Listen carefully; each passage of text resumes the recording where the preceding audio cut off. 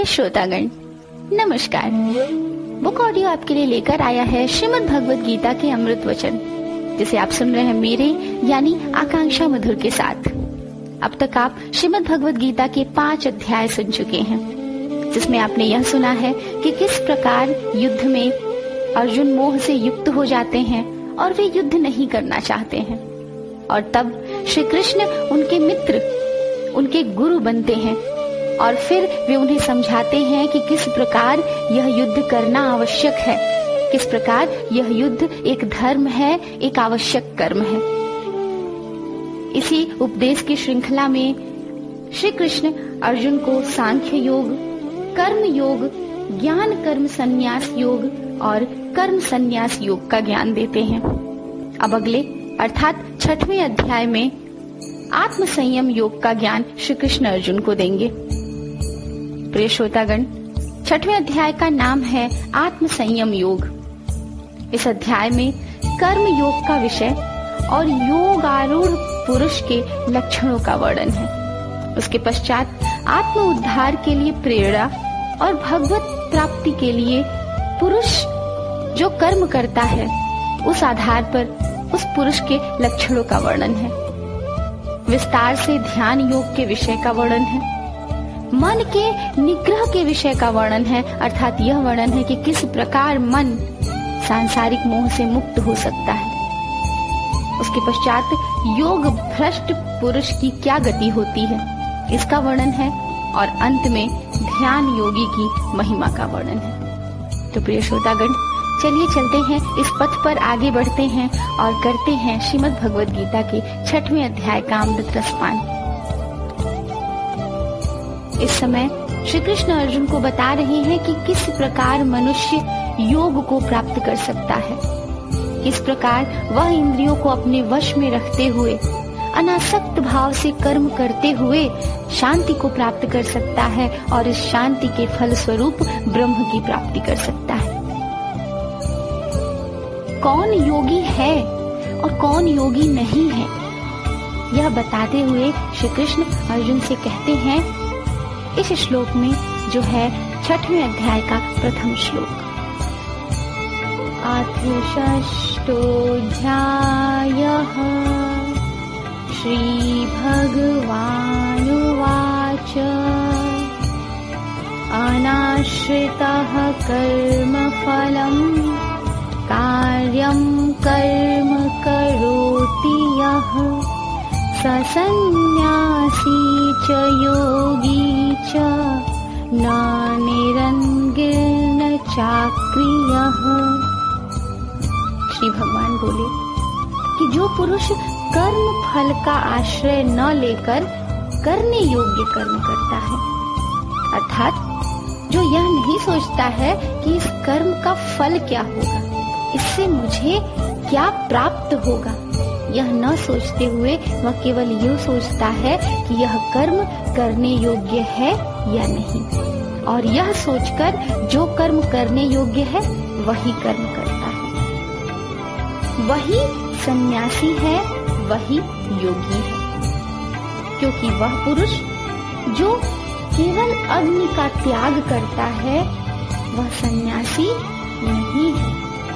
वह पुरुष जो केवल क्रियाओं का त्याग करता है वह योगी नहीं है, अर्थात वह पुरुष जो कर्म ही नहीं करता, जो क्रियाओं का ही त्याग कर देता है, कोई कर्म ही नहीं करता, वह योगी नहीं है।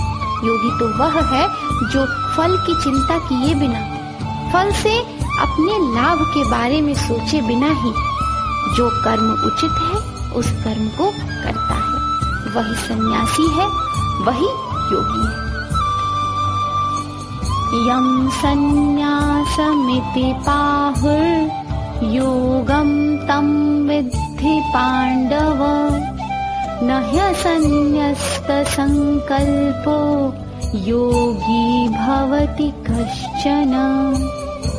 श्री कृष्ण कहते हैं कि हे अर्जुन, जिसको सन्यास कहते हैं, जिसे सन्यास कहा जाता है, उसी को तू योग जान, अर्थात तू यह समझ कि जो सन्यास है वही योग है, क्योंकि मन का सन्यास ही तो वास्तविक योग है। जो मन से सन्यासी होगा वही तो अनासक्त भाव से कर्म कर सकेगा और वही योगी है, क्योंकि संकल्पों का त्याग न करने वाला कोई भी पुरुष योगी नहीं हो सकता। किसी भी वस्तु की प्राप्ति की इच्छा रखने वाला कोई भी पुरुष या कोई भी पुरुष जो यह चाहे कि मुझे अमुक वस्तु की अमुक प्राप्य की प्राप्ति करनी ही है, उसका त्याग न कर सके, वह पुरुष कभी योगी नहीं हो सकता। योगी मात्र वही हो सकता है जिसका मन सन्यासी हो, जिसका मन फल में लिप्त न हो, अनासक्त हो।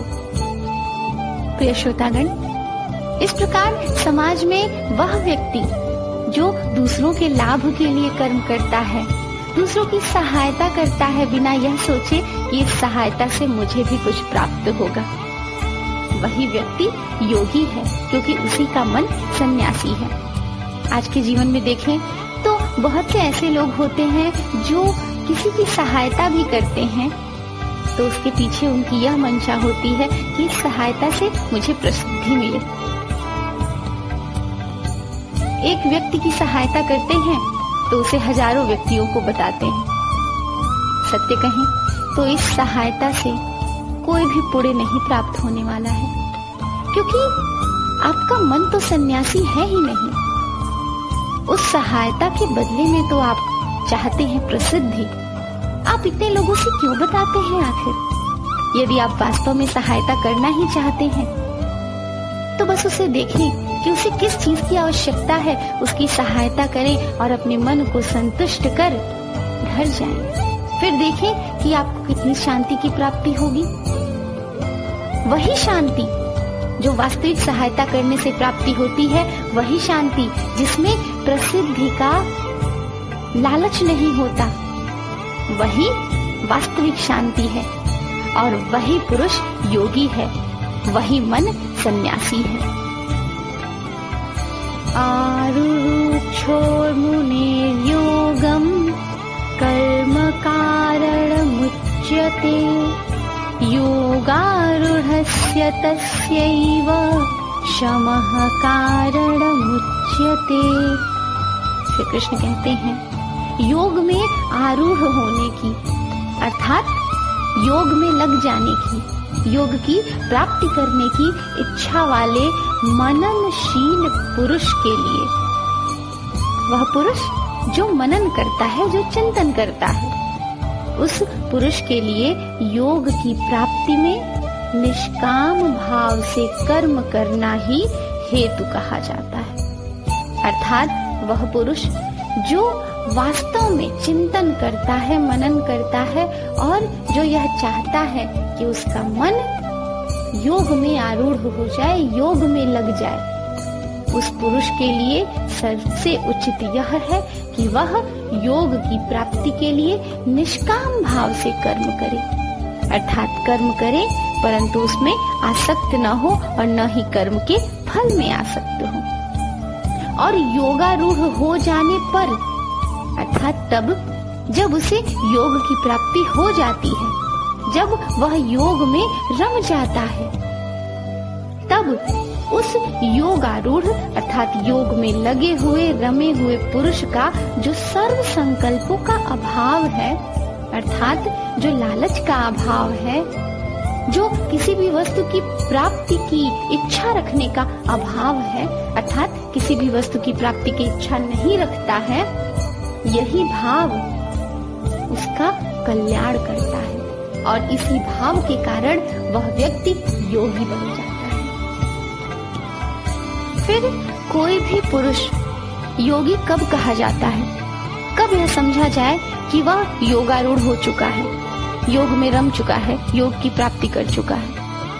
उस अवस्था का वर्णन करते हुए श्री कृष्ण कहते हैं, यदा हीनेन्द्रियार्थेषु न कर्मस्वनुषज्जते सर्वसंकल्पसन्न्यासी योगारूढ़स्तदोच्यते।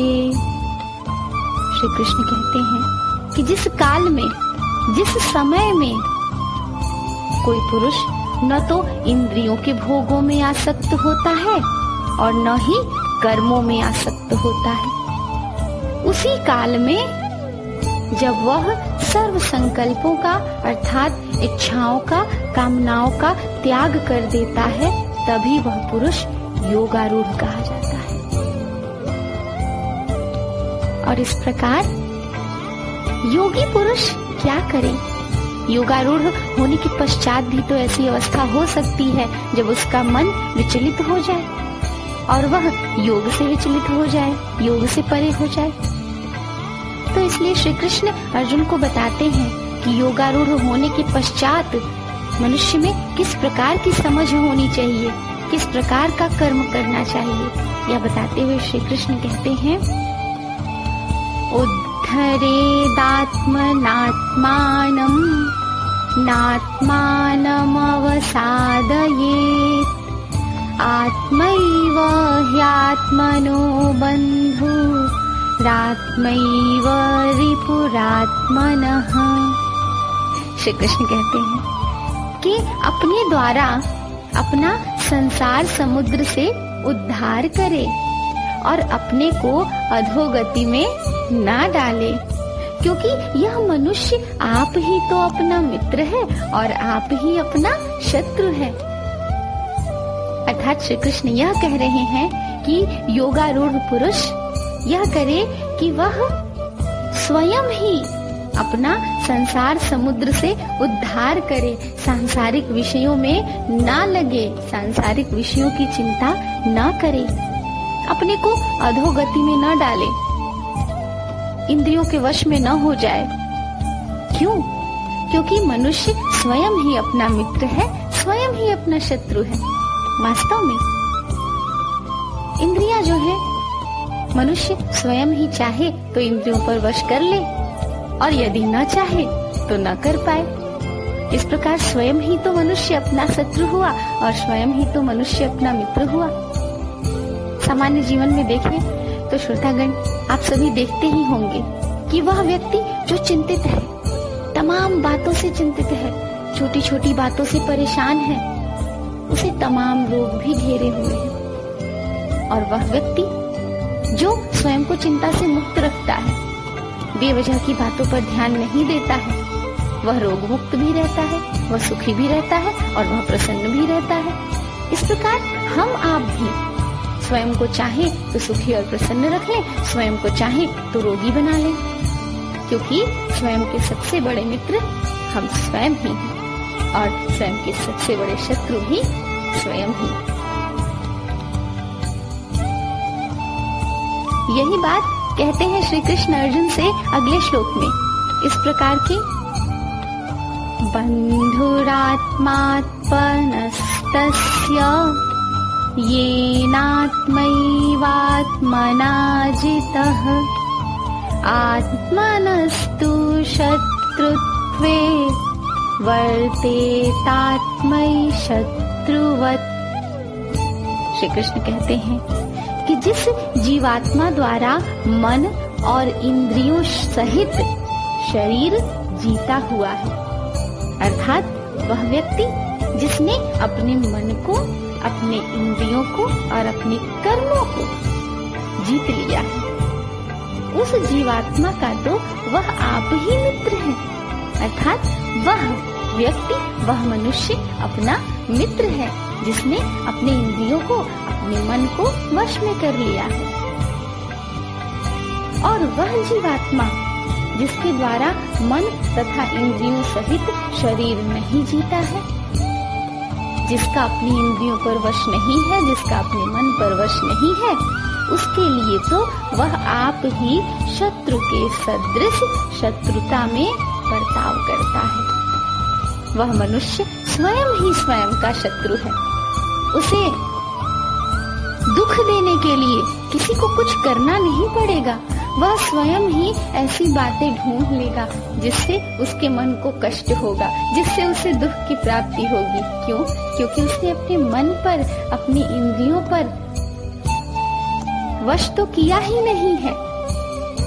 और वास्तव में इन श्लोकों का जो अर्थ है वह सामान्य जीवन में, वह इस समय के जीवन में कितना सटीक है कि आज ऐसा ही समय चल रहा है कि व्यक्ति जो अपने मन को वश में ना रखे, जिसका मन अत्यंत विचलित है, वह सभी बातों से परेशान होगा। उसके पास यदि सभी सुविधाएं हैं तो भी वह अपने पड़ोसी की सुविधाएं देखकर विचलित होगा, दुखी होगा। उसके पास प्रसन्नता के कितने भी कारण क्यों ना हो, परंतु वह अपने स्वयं के ही किसी मित्र की ही प्रसन्नता देखकर दुखी होगा, अपने मन को बोझिल करेगा और वह कभी भी सुखी नहीं रह पाएगा। चाहे कितनी ही सुविधाएं जुटा ले, चाहे कितना ही संपन्न हो जाए, परंतु सिर्फ इस कारण कि उसका मन, उसकी इंद्रियां उसके वश में नहीं है, वह स्वयं ही अपना शत्रु बना बैठा है और वह स्वयं ही स्वयं को ना कभी प्रसन्न रहने देगा, ना सुखी रहने देगा। इसलिए प्रिय श्रोतागण, यह हमारे लिए सर्वाधिक उचित है कि हम अपने मन को वश में रखें, अपनी इंद्रियों को इतना तो वश में रखें ही कि हम स्वयं ही अपने शत्रु ना बन जाएं, अपने मित्र बने रहें, स्वयं भी प्रसन्न रहें और दूसरों की प्रसन्नता का भी कारण बने। जितात्मनः प्रशान्तस्य परमात्मा समाहितः शीतोष्ण सुख दुःखेषु तथा मानापमानयो। आगे श्री कृष्ण कहते हैं कि सर्दी गर्मी और सुख दुख आदि में तथा मान और अपमान में जिसके अंतःकरण की वृत्तियां अर्थात जिसके मन के भाव, जिसके हृदय के भाव भली भांति शांत हैं, वह जिसे सर्दी गर्मी से कोई दुख नहीं है, सब झेल लेता है वो हंसते हुए, जो सुख दुख आदि में अत्यधिक विचलित नहीं होता, जिसका सम्मान हो या अपमान हो वह उसे अपने हृदय में धारण नहीं करता, उसका अंतःकरण, उसका मन सदैव शांत है। चाहे उसे सुख मिले, चाहे दुख मिले, चाहे सम्मान मिले, चाहे अपमान मिले, वह शांत है, वह प्रसन्न है। ऐसे स्वाधीन आत्मा वाले पुरुष के ज्ञान में परमात्मा सम्यक प्रकार से स्थित है, अर्थात उसके ज्ञान में परमात्मा के सिवा अन्य कुछ है ही नहीं। प्रिय श्रोतागण, सामान्यतः जब हम गीता की बात करते हैं तो हम ऐसा सोचते हैं कि गीता के ज्ञान तो बहुत गूढ़ हैं, उन्हें जीवन में नहीं उतारा जा सकता। परंतु अब जब आप गीता सुन रहे हैं तो आप यह समझ पा रहे होंगे कि गीता का ज्ञान इस प्रकार है कि यदि हम उसे जीवन में उतार लें तो हमसे अधिक प्रसन्न, हमसे अधिक सुखी कोई और नहीं होगा। और यह बिल्कुल ही इतना कठिन नहीं है। हम चाहे तो बड़ी सरलता से, बहुत आसानी से गीता के उपदेशों को अपने जीवन में धारण कर सकते हैं। जैसे यह उपदेश है कि हम अपने मन को हर परिस्थिति में स्थिर रखें। सत्य है, यदि सम्मान मिलने पर, सुख मिलने पर अत्यधिक खुशी होगी तो दुख मिलने पर, अपमान मिलने पर मन तो विचलित होगा ही, दुख तो होगा ही, रात को नींद तो नहीं ही आएगी। और तब जब हम मन को शांत रखेंगे, सम्मान को प्रसन्नता से धारण तो करेंगे, परंतु उसमें इतने अधिक प्रसन्न नहीं हो जाएंगे, अपने मन को उसमें इस प्रकार नहीं रमा लेंगे कि अपमान को झेल ही ना पाए। क्योंकि यह दुनिया तो सिक्कों जैसी है, सम्मान मिलना है तो अपमान भी मिलना है, सुख मिलना है तो दुख भी मिलना है। अपने मन को इस प्रकार शांत रखें, इस प्रकार वश में रखें कि किसी भी परिस्थिति का उस पर अत्यधिक प्रभाव ना पड़े। और तब देखें कि मन, चित्त, हृदय और हम स्वयं कितने सुखी और कितने प्रसन्न रहते हैं। ज्ञान विज्ञान तृप्तात्मा कूटस्थो विजितेन्द्रियः युक्त इत्युच्यते योगी समलोष्टाश्म कांचनः। श्री कृष्ण कहते हैं कि जिसका अंतःकरण ज्ञान विज्ञान से तृप्त है, अर्थात जिसने ज्ञान की प्राप्ति कर ली है, जिसकी स्थिति विकार रहित है, जिसकी स्थिति में कोई क्लेश नहीं है, कोई संशय नहीं है, जिसका मन विचलित नहीं होता, जिसकी इंद्रियां भली भांति जीती हुई हैं और जिसके लिए मिट्टी, पत्थर और स्वर्ण एक समान है, वही योगी है और वही भगवत प्राप्त है। उसी ने ही भगवत की प्राप्ति कर ली है, ईश्वर की प्राप्ति कर ली है, आत्मा का ज्ञान प्राप्त करते हुए परमात्मा की प्राप्ति कर ली है। श्रेष्ठ कौन है? जो श्रेष्ठ है उसके गुण क्या हैं? यह बताते हुए श्री कृष्ण कहते हैं, सुहृन् मित्रायुदासीन मध्यस्थ द्वेष्य बन्धुषु साधुष्वपि च पापेषु समबुद्धिर्विशिष्यते। श्री कृष्ण कहते हैं कि सुहृद, मित्र, वैरी, उदासीन, मध्यस्थ, द्वेष्य और बंधुगणों में, धर्मात्माओं में और पापियों में भी समान भाव रखने वाला अत्यंत श्रेष्ठ है। अर्थात श्रेष्ठ वह है जो स्वार्थ रहित सबका हित करने वाला है, सुहृद। श्रेष्ठ वह है जो सबका मित्र है। श्रेष्ठ वह है जो उदासीन अर्थात पक्षपात रहित है। यदि दो पक्षों में किसी भी प्रकार का क्लेश है तो वह पक्षपात नहीं करता, वह श्रेष्ठ है। श्रेष्ठ वह है जो मध्यस्थ है, अर्थात दोनों पक्षों की भलाई चाहता है। वह कभी भी इस प्रकार की कोई बात नहीं करता जिससे एक पक्ष का लाभ हो और दूसरे पक्ष का नुकसान हो। श्रेष्ठ वह है जो द्वेष्य और बंधुगणों में, अर्थात जो बैरी, दुख देने वाले, और बंधु अर्थात अपने लोगों में, इन दोनों में समान भाव रखता है। श्रेष्ठ वह है जो धर्मात्माओं में और पापियों में भी समान भाव रखता है। वो किसी को भी विलगित नहीं देखता, वे सभी प्राणियों को एक समान समझता है, चाहे वह उसका बैरी ही क्यों न हो, चाहे वह उसका अनिष्ट करने वाला ही क्यों न हो, क्योंकि वह श्रेष्ठ है। उसने योग की प्राप्ति कर ली है, उसे आत्मा का ज्ञान हो चुका है और वह यह जानता है कि अमुक व्यक्ति जो मेरा नुकसान करना चाहता है वह बाद में अपना ही नुकसान करेगा। जब मुझे उसके किए गए कार्यों से कष्ट नहीं होगा, उसके दिए गए दुख से मैं दुखी नहीं होऊंगा, तो बाद में वह स्वयं ही दुखी होगा। इस प्रकार वह किसी में भी भेदभाव नहीं करता, वह सबके प्रति समभाव से रहता है। वही व्यक्ति श्रेष्ठ है, वही प्रसन्न है और वही ज्ञानी है।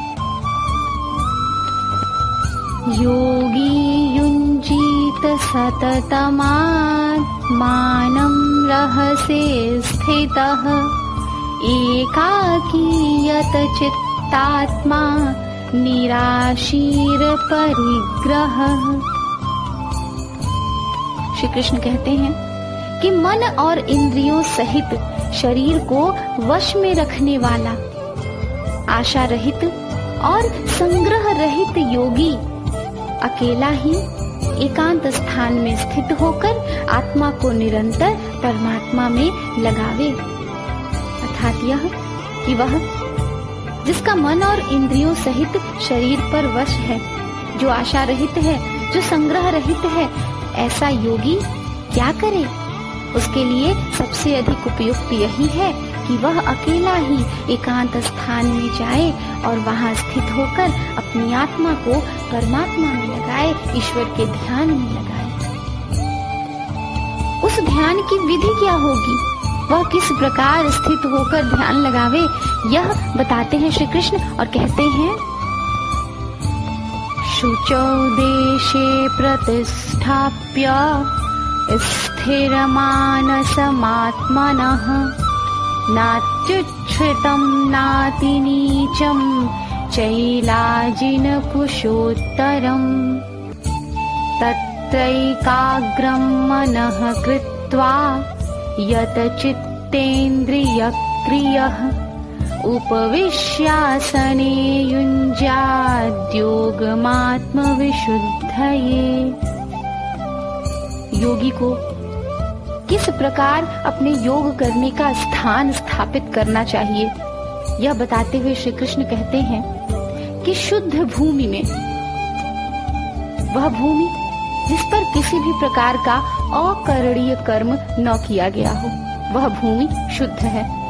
ऐसी भूमि में जिसके ऊपर क्रमशः कुशा अर्थात कुश, मृगछाला और वस्त्र बिछे हैं, जो न बहुत ऊंचा है और न बहुत नीचा, उस भूमि पर अपने आसन को स्थिर स्थापित करके उस आसन पर बैठकर चित्त और इंद्रियों की क्रियाओं को वश में रखते हुए मन को एकाग्र करके अंतःकरण की शुद्धि के लिए योग का अभ्यास योगी को करना चाहिए।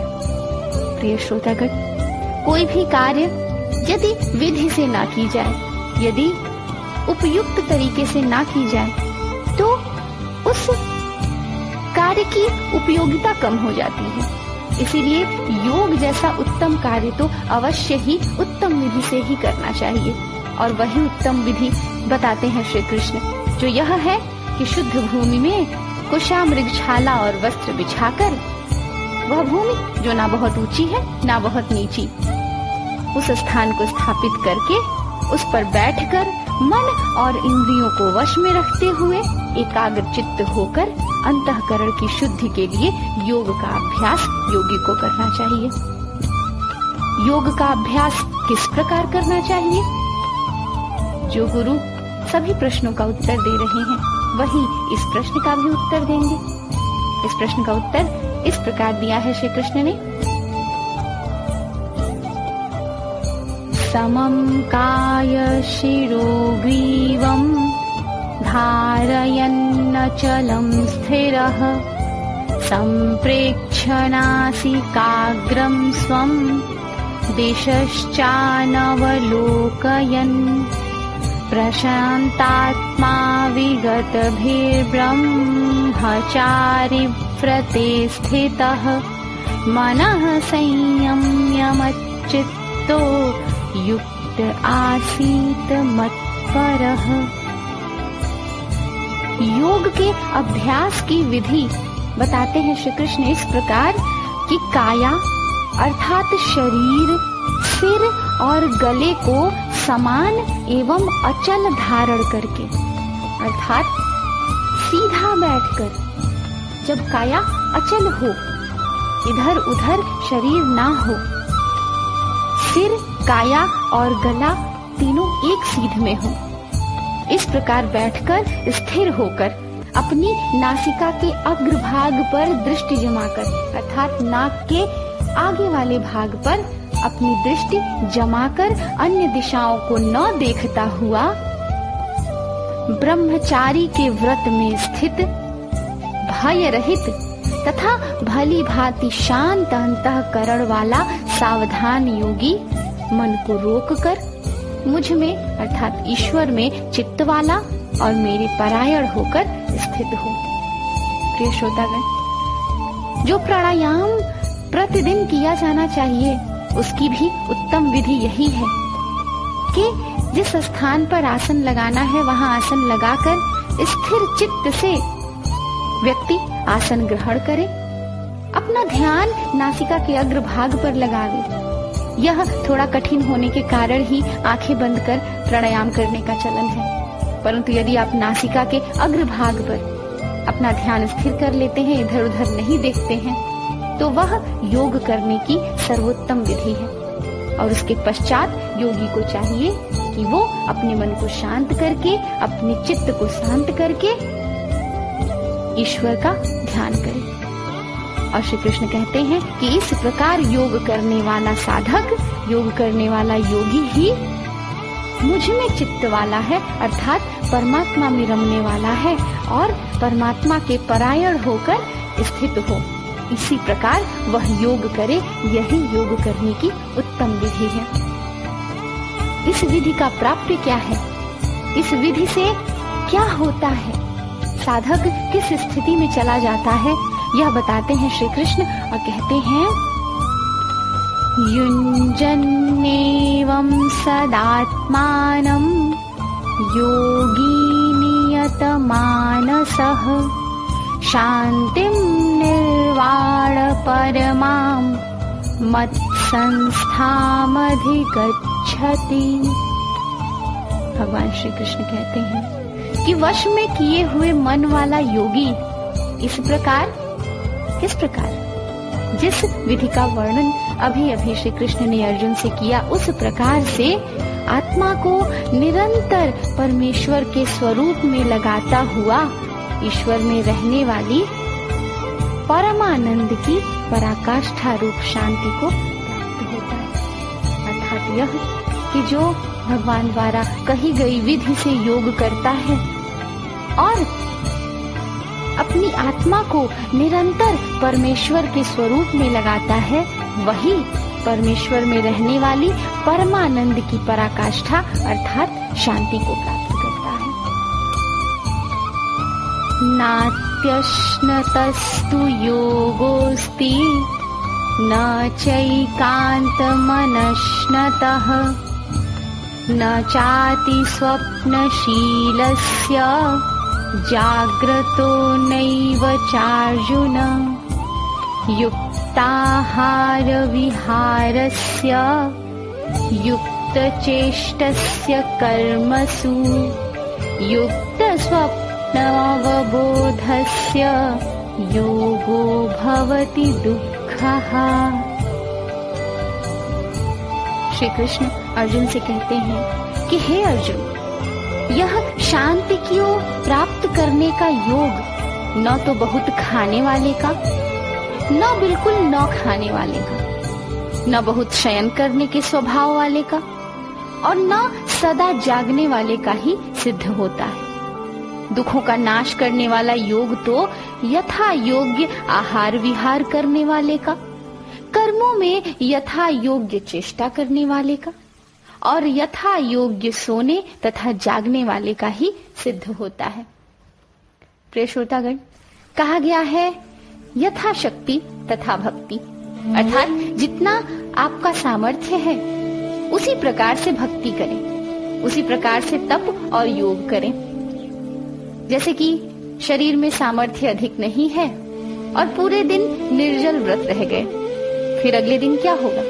अगले दिन किसी वैद्य के पास जाएंगे, औषधि लेंगे और फिर कुछ दिन तक आराम करना पड़ेगा, सामान्य रूप में नहीं रह पाएंगे कुछ दिन।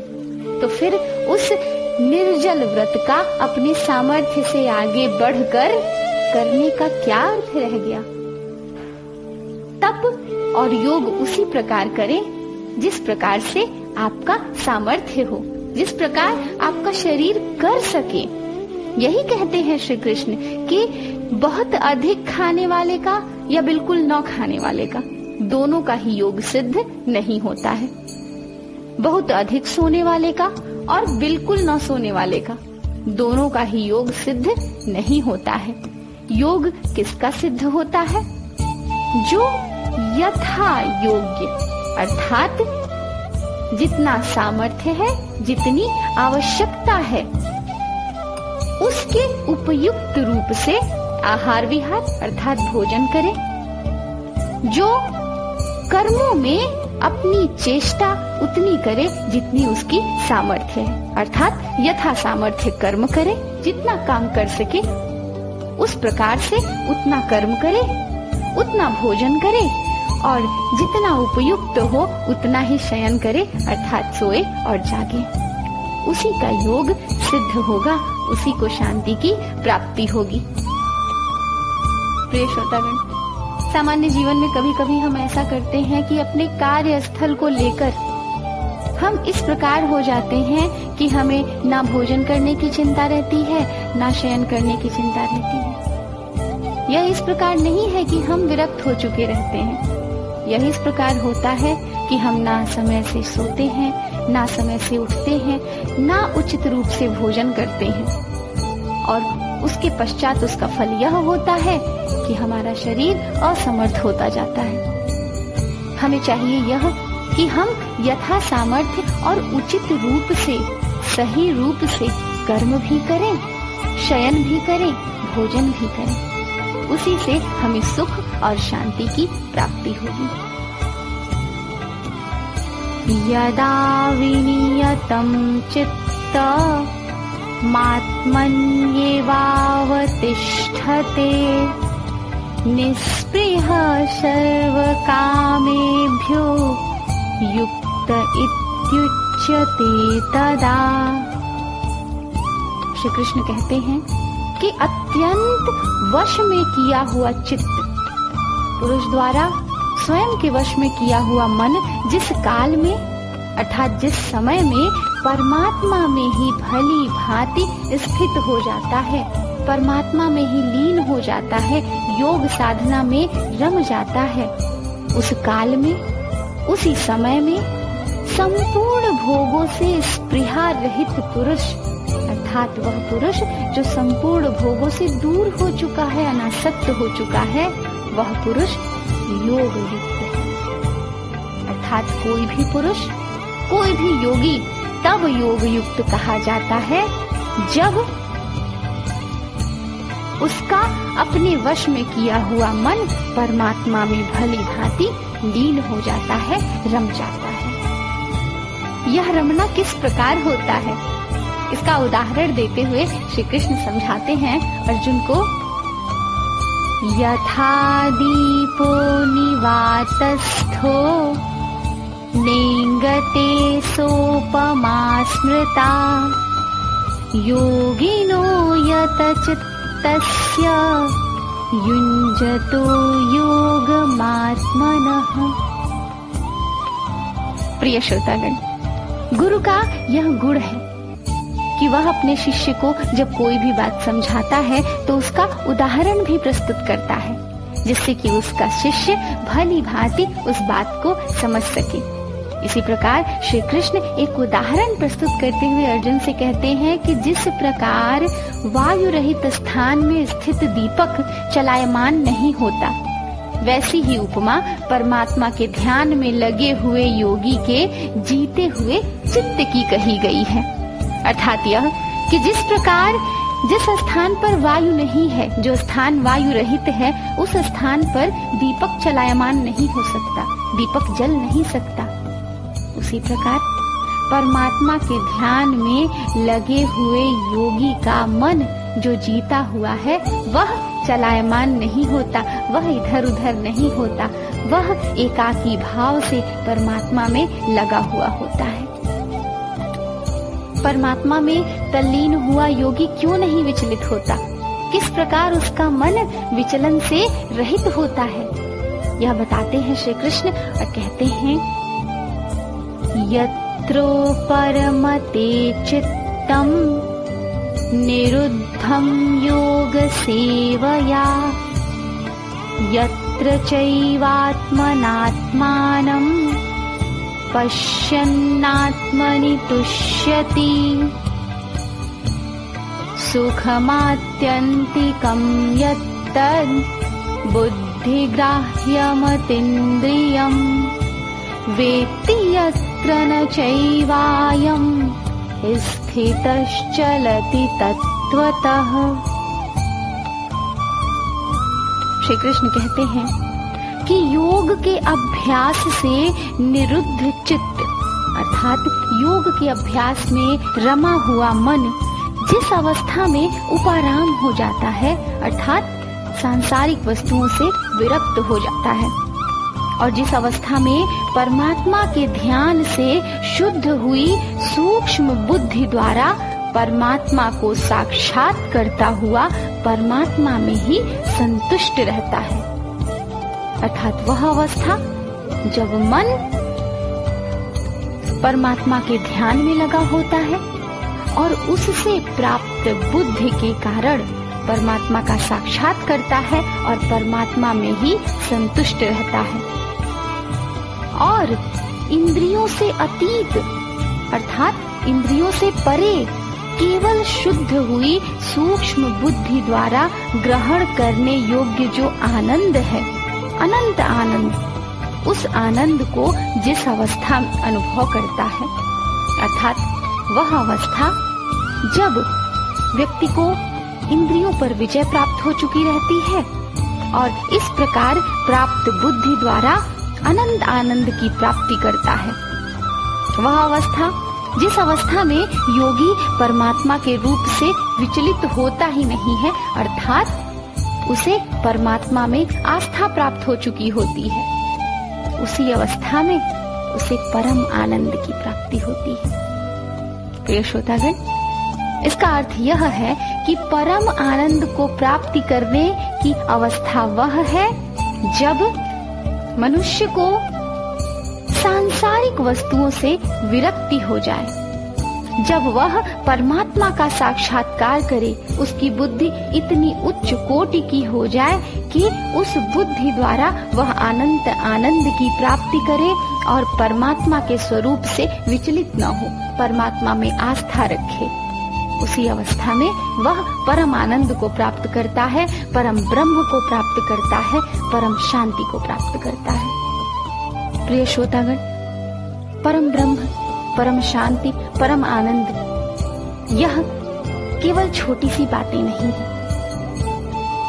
यह वह परम अवस्था है जो तमाम सांसारिक सुखों से कहीं ऊपर, कहीं बढ़कर है और इस अवस्था में कितने ही प्रकार के सुख और शांति समाहित है। इस प्रकार परम आनंद को प्राप्त करने वाले मनुष्य की अवस्था क्या होती है, कैसी होती है, वह किस प्रकार अपने मन से अनुभव कर रहा होता है, किस प्रकार वह अपना कर्म कर रहा होता है और अपने कर्म को अनुभव कर रहा होता है, किस प्रकार वह योग करते हुए योग को अनुभव कर रहा होता है, इसी का वर्णन करते हैं श्री कृष्ण अगले श्लोकों में। और यही अवस्था आत्म संयम योग की अवस्था है, अर्थात सबसे बड़ा योग जो कर्म योग और ज्ञान योग के पश्चात प्राप्त होता है। जो कर्म योगी है, जो अनासक्त भाव से कर्म करता है, वही बाद में आत्म संयम को प्राप्त कर आत्म संयम योगी बन पाता है। उस आत्म संयम योगी की क्या अवस्थाएं होती हैं, प्रिय श्रोतागण, यही आप सुनेंगे अगले श्लोकों में। यम लब्ध्वा चापरम लाभम मन्यते नाधिकं ततः यस्मिन् स्थितो न दुःखेन गुरुरापि विचाल्यते।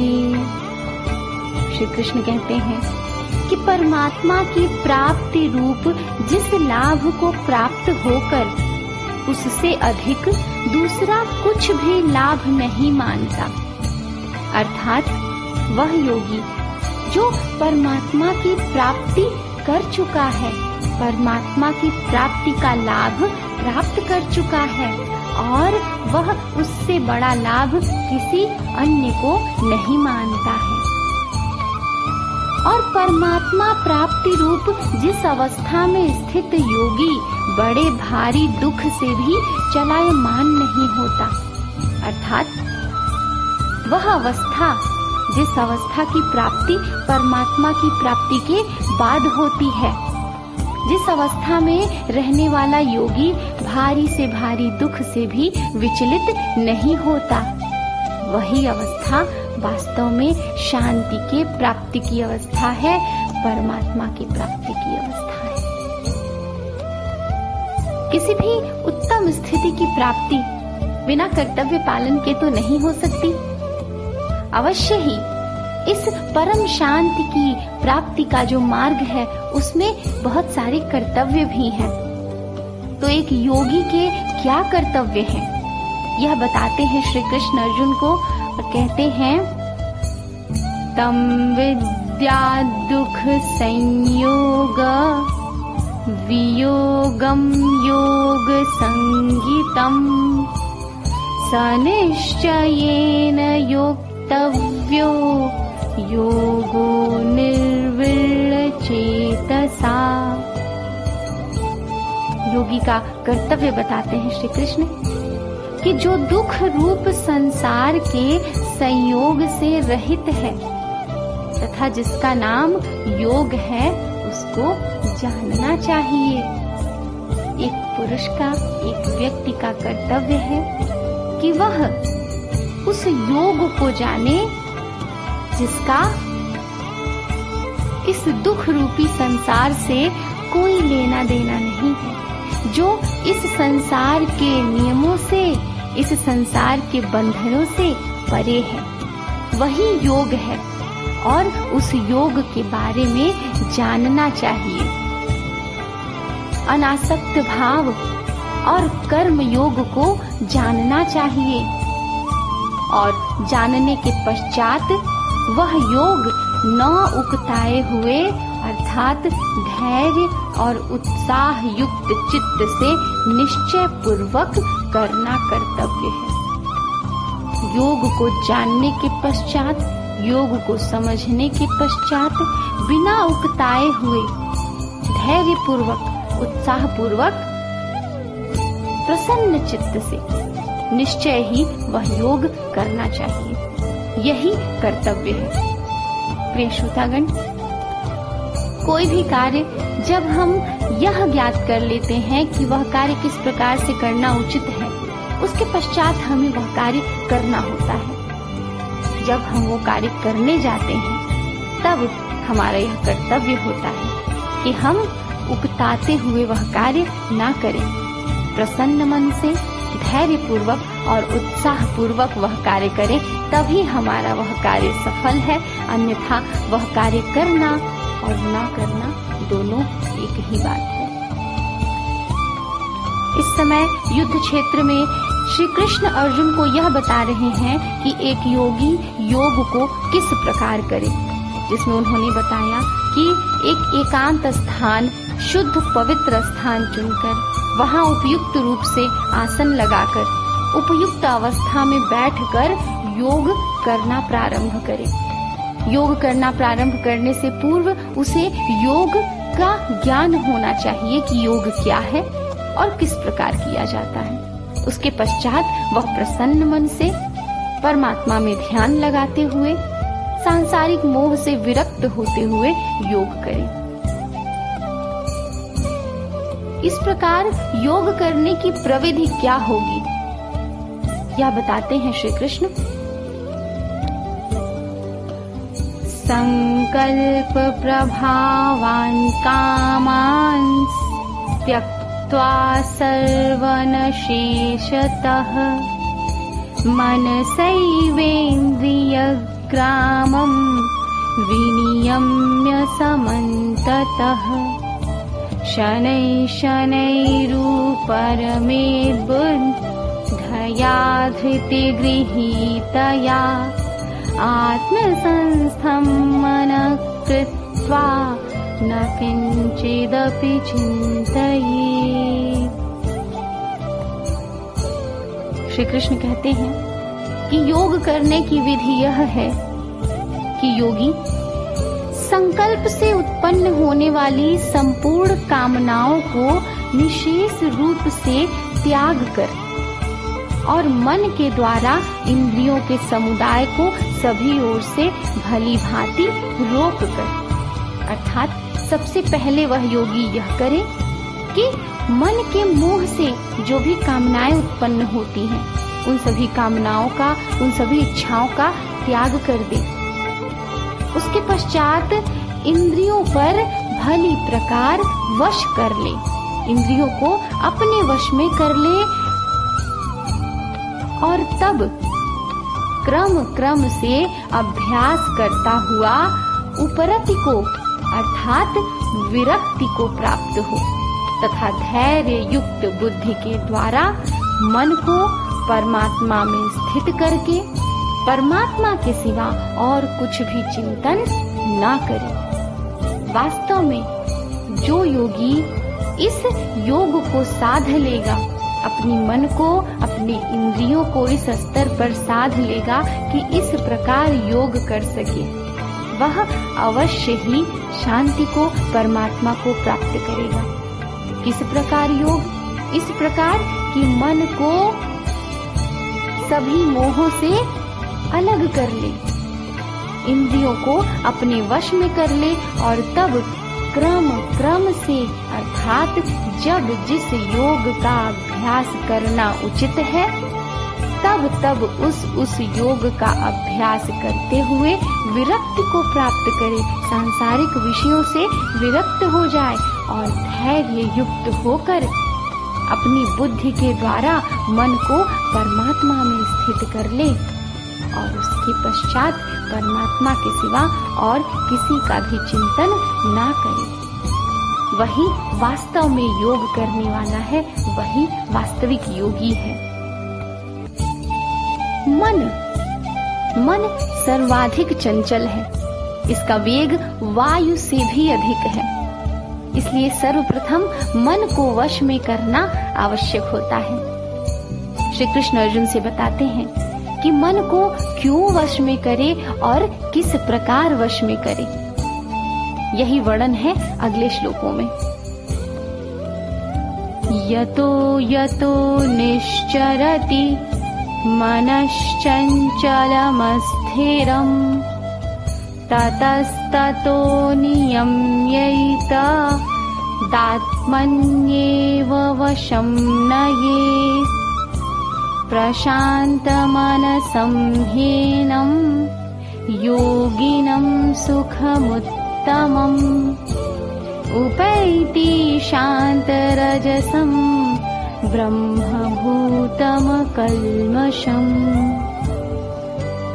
श्री कृष्ण कहते हैं कि यह स्थिर न रहने वाला और चंचल मन जिस जिस विषय के निमित्त से अर्थात जिस जिस विषय के कारण संसार में विचरता है, संसार में विचरण करता है, उस विषय से रोककर यानी हटाकर इस मन को बार बार परमात्मा में ही निरुद्ध करे, परमात्मा में ही लगाए, क्योंकि यह मन तो कभी भी स्थिर नहीं रहता, बड़ा चंचल है। यह संसार के विभिन्न विषयों में रमा फिरता है और एक योगी को चाहिए कि वह मन को संसार के विषयों से हटाकर उसे परमात्मा में लगाए, परमात्मा में स्थिर करे। क्यों? क्योंकि जिसका मन भली प्रकार शांत है, जो पाप से रहित है और जिसका रजोगुण अर्थात जिसकी कामनाएं शांत हो गई हैं, ऐसे इस ब्रह्म के साथ एकाकी भाव हुए योगी को ही उत्तम आनंद की प्राप्ति होती है। अर्थात आनंद की प्राप्ति के लिए सर्वप्रथम आवश्यक है कि मन को वश में करे, मन को सांसारिक विषयों से हटाकर परमात्मा में लगाए, क्योंकि जिसका मन शांत है, जो पाप से रहित है, जो कामना रहित है, वही ब्रह्म से अर्थात ईश्वर से एकाकार हो पाता है और उसे ही उत्तम आनंद की प्राप्ति हो पाती है। ऐसे उत्तम आनंद की प्राप्ति करने वाले योगी की स्थिति क्या होती है, वह किस प्रकार अनुभव करता है, यह भी तो जानना आवश्यक है एक शिष्य के लिए, जिसे उस योग का ज्ञान दिया जा रहा है, जिसे यह बता रहे हैं श्री कृष्ण कि यह योग करना ही सर्वोत्तम है। उसे यह भी बताना तो आवश्यक है कि इस योग के पश्चात योगी की क्या अवस्था होती है, क्या भाव होते हैं। यही भाव, यही अवस्था अगले श्लोकों में बताई है श्री कृष्ण ने अर्जुन को।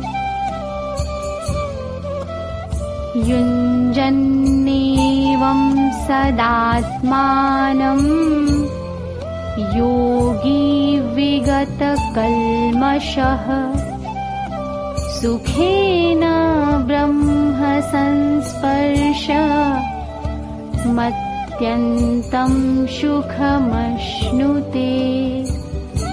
श्री कृष्ण कहते हैं कि वह पाप रहित योगी अर्थात वह योगी जिसने शांति की प्राप्ति कर ली है, वह पाप रहित योगी इस प्रकार निरंतर आत्मा को परमात्मा में लगाता हुआ सुख पूर्वक पर ब्रह्म परमात्मा की प्राप्ति रूपी अनंत आनंद का अनुभव करता है। अर्थात योगी पर ब्रह्म परमात्मा की प्राप्ति कर लेता है, और यह प्राप्ति तो अनंत आनंद है। इसी अनंत आनंद का अनुभव वह योगी करता है। सर्वभूतस्थमात्मानं सर्वभूतानि चात्मनि इच्छते योगयुक्तात्मा सर्वत्र समदर्शनः। श्री कृष्ण कहते हैं कि सर्वव्यापी अनंत चेतन में एक ही भाव से स्थित रूप योग से युक्त आत्मा वाला तथा सब में समभाव से देखने वाला योगी आत्मा को संपूर्ण भूतों में स्थित और संपूर्ण भूतों को आत्मा में कल्पित देखता है। अर्थात सर्वव्यापी अनंत चेतन में, ईश्वर में, परब्रह्म में एक ही भाव अर्थात एकात्म होकर, एकाकार होकर जो योगी स्थित है, जो परब्रह्म को प्राप्त कर चुका है, वह योगी सबको समभाव से देखता है। वह स्वयं में सभी लोगों को देखता है और सभी प्राणियों में स्वयं को देखता है। अर्थात वह किसी को भी किसी से अलग, किसी से विलगित नहीं देखता है। वह स्वयं में समस्त संसार के समस्त प्राणियों का रूप देखता है और समस्त प्राणियों में अपना रूप देखता है, और इसी कारण वह सभी से समान रूप से प्रेम करता है और सभी को एक जैसा समझता है। यो मां पश्यति सर्वत्र सर्वं च मयि पश्यति तस्याहं न प्रणश्यामि स च मे न प्रणश्यति। श्री कृष्ण कहते हैं वह तो योगी है ही जो संपूर्ण संसार के प्राणियों में स्वयं को और स्वयं में संपूर्ण प्राणियों को देखता है, परंतु वह पुरुष जो संपूर्ण भूतों में सबके आत्म रूप मुझ वसुदेव को ही व्यापक देखता है और संपूर्ण भूतों को मुझ वासुदेव के अंतर्गत देखता है। अर्थात यह कि वह समस्त प्राणियों में ईश्वर को देखता है और मुझ में अर्थात मुझ ईश्वर में समस्त प्राणियों को देखता है। उस पुरुष के लिए, उस योगी के लिए मैं कभी भी अदृश्य नहीं होता, क्योंकि वह तो हर जगह हर प्राणी में मुझे देख रहा है, और वह भी कभी भी मेरे लिए अदृश्य नहीं होता, क्योंकि मैं सभी प्राणियों के साथ उसे भी संपूर्ण प्राणियों में वास करते हुए देखता हूँ, क्योंकि वह समभाव हो चुका है। समस्त प्राणी उसके लिए एक समान है, परमात्मा स्वरूप है, और वह सब में परमात्मा को देखता है, तो परमात्मा भी उसे उसी भांति ही देखता है। प्रिय श्रोतागण, ईश्वर की तो महिमा ही ऐसी है कि वह अपने भक्तों पर अनंत प्रेम न्योछावर करते हैं। तुलसीदास ने लिखा है, जाकी रही भावना जैसी प्रभु मूरत देखी तिन्ह वैसी। ऐसे ही योगी की भावना है कि जब वो योग को प्राप्त कर लेता है, वह परमात्मा के ज्ञान को प्राप्त कर लेता है, तो वह समस्त प्राणियों में ईश्वर को देखता है, ईश्वर में समस्त प्राणियों को देखता है। और ऐसे योगी पर ईश्वर क्यों ना कृपा करे। ऐसे योगी पर ईश्वर की विशेष कृपा अवश्य होती है, और यही कृपा उसे शांति को प्राप्त कराती है। शांति की प्राप्ति के पश्चात वह परब्रह्म परमात्मा को प्राप्त कर लेता है। सर्वभूतस्थितं यो मां भजत्येकत्वमास्थितः सर्वथा वर्तमानोऽपि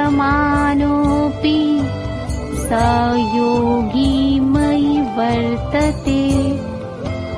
श्री कृष्ण कहते हैं कि जो पुरुष एक ही भाव में स्थित होकर संपूर्ण भूतों में आत्म रूप से स्थित मुझ सच्चिदानंद घन वसुदेव को भजता है, अर्थात वह योगी, वह पुरुष जो समभाव को प्राप्त कर चुका है, जो परमात्मा से एक रूप हो चुका है और इस स्थिति को प्राप्त कर वह समस्त प्राणियों में मुझे ही देखता है और मेरा ही ध्यान करता है, मुझे ही भजता है, मुझे ही सत्य मानता है, मुझ में ही श्रद्धा रखता है। वह योगी सब प्रकार से बरतता हुआ भी मुझ में ही बरतता है, अर्थात वह मुझ में ही समाहित हो जाता है। वह जो कुछ भी करता है, जो कुछ भी वर्ताव करता है, जो कुछ भी कर्म करता है, वह मुझ में ही समाहित हो जाता है। और यही तो परब्रह्म की प्राप्ति है कि मनुष्य पूर्ण रूप से ब्रह्म में समाहित हो जाए, वह आत्मा और परमात्मा को एक कर ले। और यही योग आत्म संयम योग है कि किस प्रकार अपने मन को, शरीर को, इंद्रियों को वश में करते हुए, उचित प्रकार से ध्यान करते हुए, योग करते हुए मनुष्य परमात्मा की प्राप्ति कर लेगा, परमात्मा और आत्मा को एक रूप कर लेगा, समभाव हो जाएगा और उसके पश्चात परम शांति को प्राप्त करेगा, समस्त प्राणियों में ईश्वर को देखेगा और तब वही ईश्वर उसे भी स्वयं में ही समाहित कर लेगा। वह मनुष्य जो कुछ भी करेगा वह सब कुछ ईश्वर में ही समाहित हो जाएगा और तब वह व्यक्ति ईश्वर से अलग नहीं रह जाएगा और वह योगी परम शांति, उस सुख की प्राप्ति कर लेगा जो इस संसार में सबसे उत्तम, सबसे उच्च सुख है और वह है परम ब्रह्म की प्राप्ति।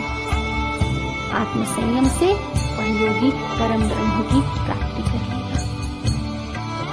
और अब श्री कृष्ण बताते हैं कि सबसे श्रेष्ठ योगी कौन है।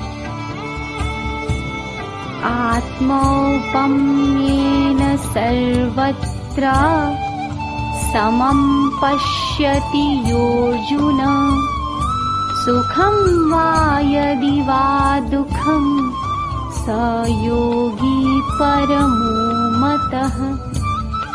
श्री कृष्ण कहते हैं कि हे अर्जुन, जो योगी अपनी ही भांति संपूर्ण भूतों में सम देखता है, सुख अथवा दुख को भी सब में सम देखता है, वह योगी परम श्रेष्ठ माना गया है। यह सम देखना क्या है? प्रिय श्रोतागण, जैसे हमारे शरीर में कितने ही अंग हैं, सभी अंगों के कार्य अलग अलग हैं। हाथ से हम भोजन करते हैं, हम पैर से भोजन नहीं कर सकते। हम आंखों से देखते हैं, नाक से गंध लेते हैं, कर्णों से सुनते हैं, जिह्वा भोजन का स्वाद लेती है, मुख से बोलते हैं। ऐसे ही सभी अंगों का अपना अपना कार्य है, परंतु हम क्या उन अंगों को अलग थलग देखते हैं? जितना कष्ट एक हाथ पर खरोच लगने से होगा, उतना ही कष्ट पैर पर भी खरोच लगने से होगा। ऐसा नहीं है कि हम कह दें मेरे पैर ले जाओ, मेरे हाथ रहने दो। नहीं, क्योंकि प्रत्येक अंग महत्वपूर्ण है। इसी प्रकार इस संसार में जन्म लिया हुआ प्रत्येक प्राणी महत्वपूर्ण है, सबके अपने अपने कार्य हैं।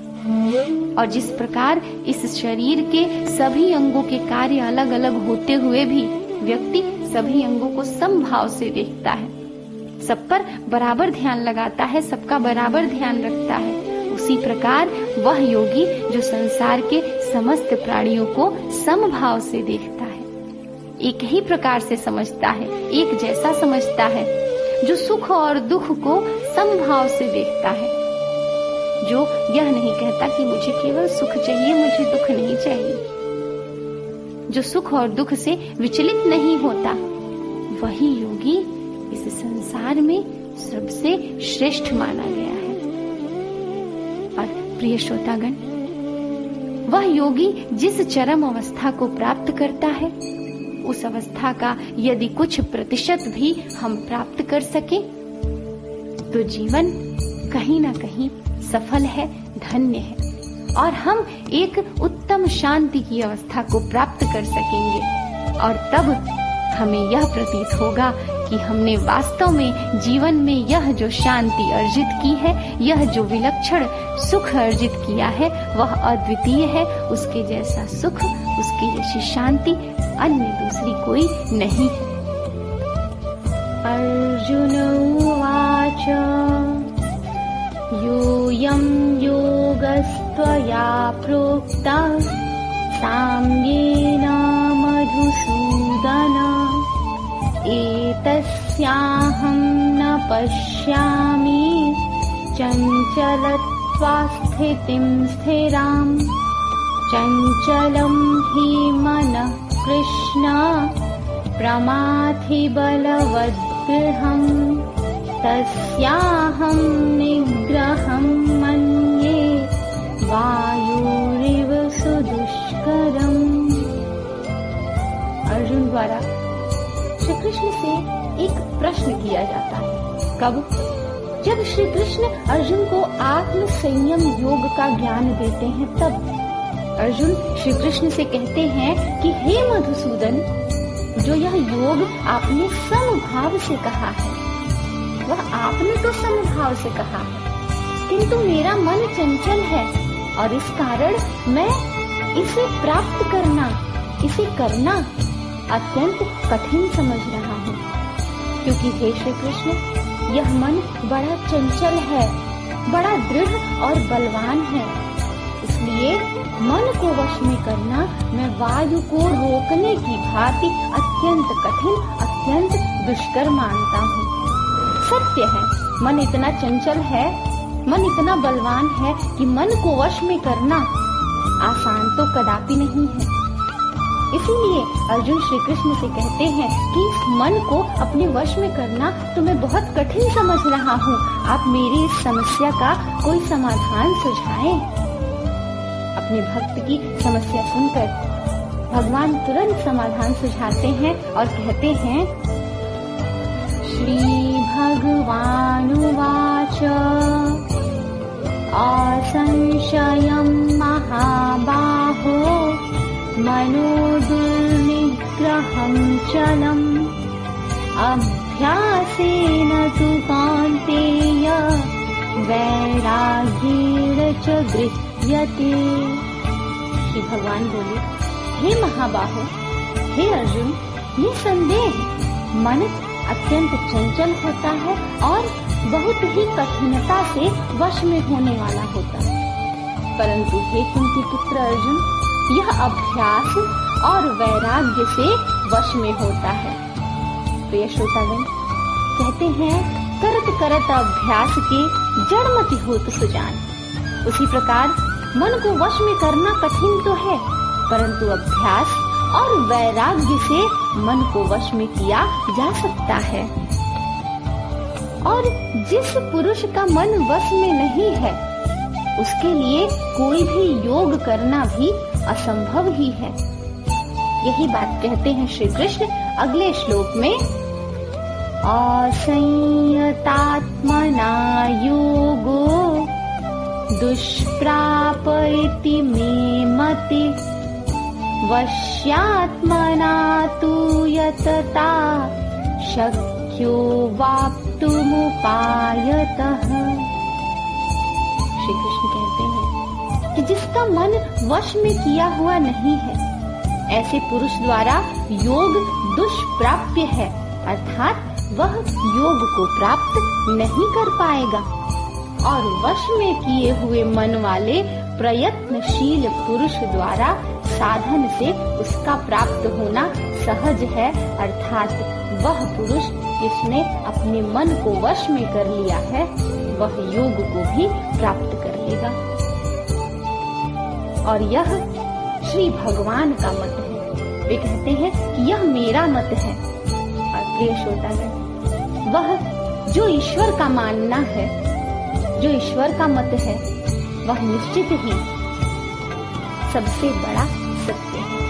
और वो सत्य यही है कि मन को वश में किया हुआ व्यक्ति ही योग की प्राप्ति कर सकता है। जिस प्रकार कक्षा में जब शिक्षक बच्चों की समस्या का समाधान करते हैं तो उनके समक्ष फिर कोई दूसरा नया प्रश्न आ जाता है, उसी प्रकार इस समय जब श्री कृष्ण अर्जुन की समस्या का समाधान बता रहे हैं तभी अर्जुन के मन में अगला प्रश्न आ जाता है, अगले समाधान की चेष्टा आ जाती है। और वह समाधान पूछते हुए अर्जुन श्री कृष्ण से कहते हैं, अर्जुन उवाच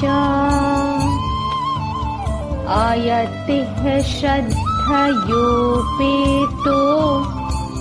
योगाच्चलितमानसः अप्राप्य योग संसिद्धिं कां गतिं कृष्ण गच्छति।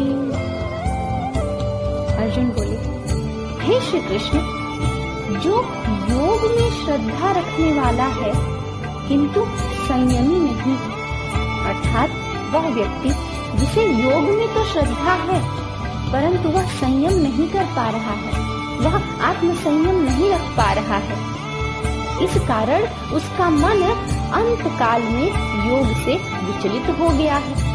अर्थात वह योग में श्रद्धा रखता है, वह योग कर रहा है परंतु संयम न होने के कारण अंत समय में उसका मन योग से विचलित हो गया है। ऐसा साधक योग की सिद्धि को अर्थात भगवत साक्षात्कार को न प्राप्त होकर किस गति को प्राप्त होता है। अर्जुन को यह ज्ञात है कि वह जिसका मन योग से विलग हो गया उसे भगवत साक्षात्कार अर्थात ईश्वर का साक्षात्कार नहीं प्राप्त होगा। और जब योग से मन विलग हो गया तब जब ईश्वर का साक्षात्कार नहीं प्राप्त होगा तब आखिर उस व्यक्ति को किस गति की प्राप्ति होगी। कच्चिन्नो भय विभ्रष्टश्छिन्नाभ्रमिव नश्यति अप्रतिष्ठो महाबाहो विमूढ़ो ब्रह्मणः पथि। अर्जुन कहते हैं कि हे महाबाहो, हे श्री कृष्ण, क्या वह व्यक्ति जिसका मन योग से विलग हो गया है, जो संयम न होने के कारण योग पूरा नहीं कर पाया, जो भगवत प्राप्ति के मार्ग में मोहित हो गया, ऐसा पुरुष क्या छिन्न भिन्न बादल की भांति दोनों ओर से भ्रष्ट होकर नष्ट हो जाता है? आखिर उसकी क्या गति होती है? अपने मन में आने वाले इसी प्रश्न का समाधान अर्जुन श्री कृष्ण से मांगते हैं और कहते हैं, एतन्मे संशयं कृष्ण छेत्तुमर्हस्य शेषतः त्वदन्यः संशयस्यास्य छेत्ता न ह्युपपद्यते। अर्जुन कहते हैं कि हे श्री कृष्ण, मेरे इस संशय को संपूर्ण रूप से छेदन करने के लिए आप ही योग्य हैं। मेरे इस संशय को मात्र आप ही दूर कर पाएंगे, क्योंकि आपके सिवा दूसरा कोई इस संशय का छेदन करने वाला मिलना संभव नहीं है। मुझे कोई ऐसा दूसरा नहीं मिल सकता, नहीं मिल पाएगा जो मेरे इस संशय का, मेरे इस प्रश्न का समाधान कर सके। अपने भक्त की इस विभोर भावना को देखकर श्री कृष्ण उनके इस प्रश्न का, उनके इस संशय का समाधान बताते हैं और कहते हैं, श्री भगवानुवाच पार्थ नैवेधनामुत्र विनाशस्तस्य विद्यते न हि कल्याणकृत् कश्चिद् दुर्गतिम तात गच्छति। श्री भगवान बोले कि हे पार्थ, हे अर्जुन, उस पुरुष का जो योग से भ्रष्ट हो गया है, जो संयम न होने के कारण योग को पूरा नहीं कर पाया, उस पुरुष का न तो इस लोक में नाश होता है और न परलोक में ही। क्योंकि हे प्यारे, आत्मोद्धार के लिए अर्थात भगवत प्राप्ति के लिए कर्म करने वाला कोई भी मनुष्य दुर्गति को प्राप्त नहीं होता, क्योंकि उसने योग करने की चेष्टा तो की, योग पूरा नहीं हो पाया तो क्या हुआ? ईश्वर इतना उदार तो है। प्रिय श्रोतागण, इसीलिए किसी भी लक्ष्य की प्राप्ति के लिए हमारा प्रयत्न अधिक मायने रखता है कि हमने कोशिश तो की, नहीं पूरा हुआ कोई बात नहीं, यह क्लेश तो नहीं रह जाएगा मन में कि हमने चेष्टा ही नहीं की, हमने कोशिश ही नहीं की। इसी प्रकार श्री कृष्ण कह रहे हैं कि वह जिसने योग करने की कोशिश तो की, भले ही संयम न होने के कारण वह योग को पूरा नहीं कर पाया, किंतु ईश्वर इतना उदार है कि उस व्यक्ति को, उस मनुष्य को दुर्गति की प्राप्ति नहीं होगी। फिर उसकी क्या गति होगी, यह बताते हैं श्री कृष्ण। प्राप्य पुण्य कृतां लोका नुषित्वा शाश्वती समा शुचीनां श्रीमतां गेहे योग भ्रष्टोऽभिजायते। श्री कृष्ण कहते हैं कि योग भ्रष्ट पुरुष अर्थात वह जिसने योग किया परंतु योग को पूरा नहीं कर सका, क्योंकि स्वयं पर संयम न रख सका, ऐसा मनुष्य पुण्यवानों के लोकों अर्थात स्वर्ग आदि उत्तम लोकों को प्राप्त कर उनमें बहुत वर्षों तक निवास करता है। उसके पश्चात शुद्ध आचरण वाले श्रीमान पुरुषों के घर में जन्म लेता है। अर्थात यह कि उसे जन्म मरण के चक्र से मुक्ति तो नहीं मिल पाती, परंतु वह मृत्यु के पश्चात उत्तम लोक में जाता है, उत्तम लोक की प्राप्ति करता है और अत्यधिक समय तक वहाँ रहकर कई वर्षों तक उस लोक में निवास करके उसके बाद पुनः इस लोक में आता है और किसी उत्तम पुरुष के घर में जन्म लेता है। अथवा योगिनामेव कुले भवति धीमताम् एतद्धि दुर्लभतरम् लोके जन्म यदीदृशम्। श्री कृष्ण अर्जुन को बताते हैं कि योग से विलग हुआ व्यक्ति या तो मृत्यु के पश्चात उत्तम लोक में जाता है, वहाँ कुछ समय तक निवास करके पुनः इस लोक में आकर किसी उत्तम घर में जन्म लेता है, अथवा वैराग्यवान पुरुष उन लोकों में न जाकर ज्ञानवान योगियों के ही कुल में जन्म लेता है। अर्थात यह कि उसकी दूसरी गति यह हो सकती है कि वह उन लोकों में न जाए, अपितु वह इसी लोक में ज्ञानवान योगियों के कुल में जन्म लेता है। और यह जन्म लेना अवश्य ही एक बहुत बड़े सौभाग्य की बात है, क्योंकि इस प्रकार का जन्म संसार में निस्संदेह अत्यंत दुर्लभ है। यह जन्म दुर्लभ क्यों है? ऐसे कुल में, ऐसे योगियों के परिवार में जन्म लेना क्यों अत्यंत ही श्रेष्ठ है, यह बताते हैं श्री कृष्ण और कहते हैं तत्र तं बुद्धि संयोगं लभते पौर्वदेहिकम् यतते च ततो भूयः संसिद्धौ कुरु नन्दन पूर्वाभ्यासेन तेनैव ह्रियते ह्यवशोऽपि सः जिज्ञासुरपि योगस्य शब्दब्रह्माति वर्तते। श्री कृष्ण बताते हैं कि जब वह व्यक्ति ज्ञानवान योगियों के कुल में जन्म लेता है तब उस पहले शरीर में संग्रह किए हुए बुद्धि संयोग को अर्थात समबुद्धि रूप योग के संस्कारों को अनायास ही प्राप्त हो जाता है। अर्थात पिछले जन्म में उसने योग से जितने लक्ष्य को प्राप्त किया था वह यहाँ जन्म लेने के पश्चात उसे अनायास ही प्राप्त हो जाता है। उतनी सिद्धि उतना योग वह उसमें अनायास ही व्याप्त रहता है। और हे कुरुनंदन, उसके प्रभाव से वह फिर परमात्मा की प्राप्ति रूप सिद्धि के लिए पहले से भी बढ़कर प्रयत्न करता है।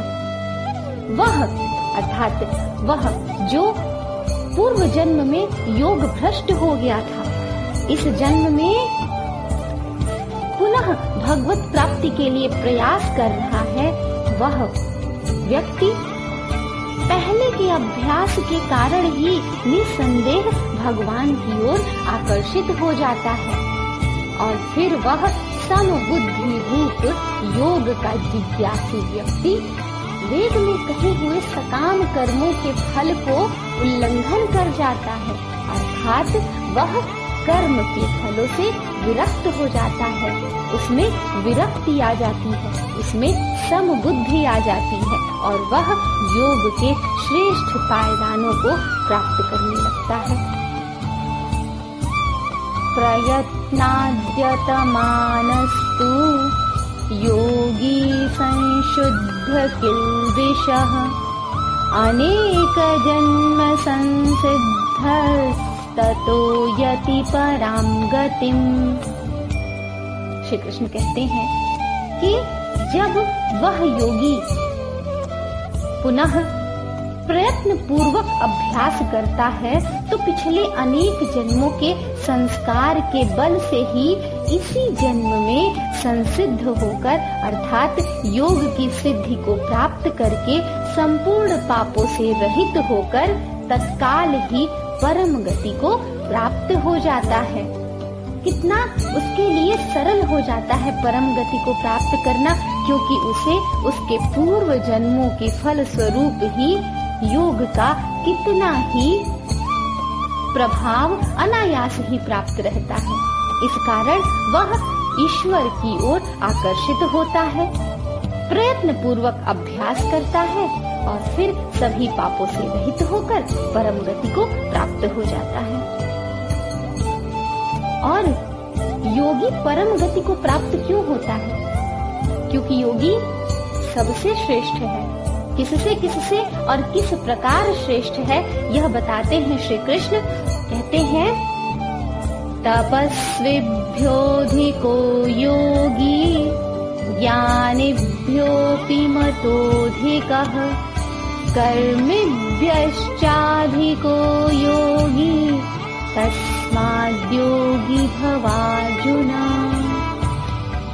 श्री कृष्ण कहते हैं कि योगी तपस्वियों से श्रेष्ठ है, योगी शास्त्र ज्ञानियों से भी श्रेष्ठ है, योगी सकाम कर्म करने वालों से भी श्रेष्ठ है।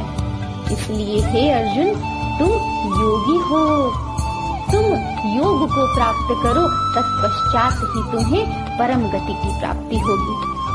वह सभी योग जिनका ज्ञान श्री कृष्ण ने अर्जुन को दिया है, आत्म संयम योग, कर्म योग, ज्ञान योग, ज्ञान कर्म संन्यास योग, इन सभी का ज्ञान इसीलिए दिया है कि उस ज्ञान की प्राप्ति के पश्चात अर्जुन योग को प्राप्त करे, योगी हो और तत्पश्चात परम गति को प्राप्त करे। और उन योगियों में भी कौन सा योगी ईश्वर को प्रिय है, कौन सा योगी ईश्वर के लिए सर्वश्रेष्ठ है, यह बताते हैं श्री कृष्ण। कहते हैं अर्जुन से योगिनामपि सर्वेषां मद्गतेनान्तरात्मना श्रद्धावान् भजते यो मां स मे युक्ततमो मतः। श्री कृष्ण कहते हैं कि संपूर्ण योगियों में भी जो श्रद्धावान योगी मुझ में लगे हुए अंतरात्मा से मुझको निरंतर भजता है, वह योगी मुझे परम श्रेष्ठ मान्य है। अर्थात सबसे श्रेष्ठ योगी वह है जो श्रद्धावान है, जिसकी अंतरात्मा ईश्वर में परमात्मा में लगी हुई है और वह परमात्मा को ही भजता है, परमात्मा का ही ध्यान करता है, वही सबसे श्रेष्ठ है। ओम तत्सदिति श्रीमद्भगवद्गीतासु उपनिषत्सु ब्रह्मविद्यायां योगशास्त्रे श्रीकृष्णार्जुन संवादे आत्मसंयम योगो नाम षष्ठोऽध्यायः। इस प्रकार श्रीमद् भगवद गीता का 6वां अध्याय आत्मसंयम योग संपूर्ण हुआ। इस अध्याय में आपने सुना और समझा कि किस प्रकार मन पर वश करके, किस प्रकार इंद्रियों को अपने वश में करके उचित विधि को अपनाते हुए योग करना आत्मसंयम योग है। और वह जो आत्मसंयम योग कर पाता है, जो योग को प्राप्त कर पाता है, उस योगी को परमात्मा की प्राप्ति होती है। एक आत्मसंयम योगी परम सुख परमात्मा की प्राप्ति करता है। प्रिय श्रोतागण, मैं आशा करती हूँ कि आप इस अध्याय को समझ पाए होंगे, अंतरात्मा से ग्रहण कर पाए होंगे और इसका कुछ प्रतिशत, कुछ अंश अवश्य ही अपने जीवन में उतारने का प्रयास करेंगे। श्रीमद् भगवद गीता के अमृत रस पान के इस पथ पर इसका अगला अर्थात 7वां अध्याय भी आप सुनेंगे मेरे यानी आकांक्षा मधुर के ही साथ। और इसे सुनने के लिए बने रहिए बुक ऑडियो पर। जय श्री कृष्ण।